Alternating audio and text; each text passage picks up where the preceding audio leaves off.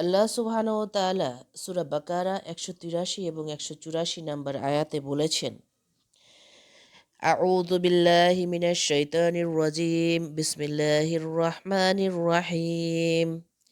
ইয়া আইয়ুহাল্লাযীনা আমানু কুতিবা আলাইকুমুস সিয়ামু কামা কুতিবা আলাল্লাযীনা মিন ক্বাবলিকুম লাআল্লাকুম তাত্তাকুন। أياما معدودات فمن كان منكم مريضا أو على سفر فعدة من أيام أخر। যা অনুবাদ করা হয়েছে, হে মুমিনগণ, তোমাদের প্রতি রোজা ফরজ করা হয়েছে যেমন তোমাদের পূর্ববর্তী লোকদের প্রতি ফরজ করা হয়েছিল, যাতে তোমাদের মধ্যে তাকওয়া সৃষ্টি হয়। গুণাগুনতি কয়েকদিন রোজা রাখতে হবে।